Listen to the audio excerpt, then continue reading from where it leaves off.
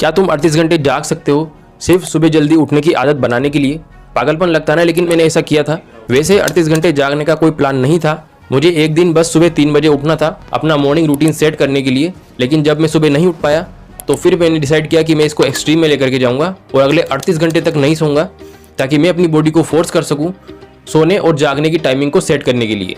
तो क्या मेरा 38 घंटे जागने का डिसीजन सही है? क्या मैं जाग पाऊंगा या नहीं? और अगर मैं 38 घंटे जागा भी तो क्या इसका कोई फ़ायदा होगा सच में? चलो देखते हैं। तो मैंने 7 दिन तक सुबह 3 बजे उठने का चैलेंज लिया था, लेकिन पहले ही दिन में इसमें फेल हो गया, क्योंकि पिछली रात मैं 3 बजे सोया था। तो इसलिए अगली रात मुझे नींद आई ही नहीं और सुबह 3 बजे तक मैं जाग ही रहा था। अगले दिन में फिर से कोशिश कर सकता था, लेकिन पिछले 1 महीने से प्रोक्रास्टिनेशन और कुछ अदर रीज़न की वजह से ये चैलेंज टालता ही जा रहा था। इसलिए मैंने डिसाइड किया कि मैं इस चैलेंज को यहीं से और अभी स्टार्ट करूँगा और मैं यूज़ करूँगा नाइट सर्वाइवल टेक्निक।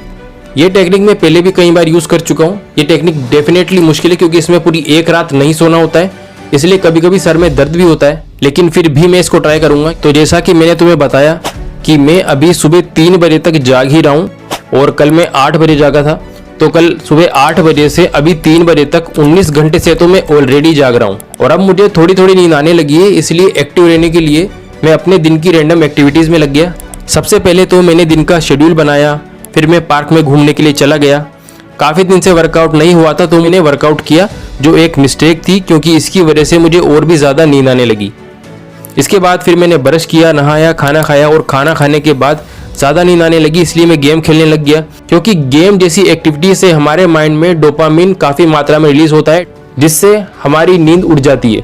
लेकिन 28 घंटे से ज़्यादा हो गए हैं मुझे जागते हुए, इसीलिए इसका भी कोई ज़्यादा फायदा नहीं हुआ।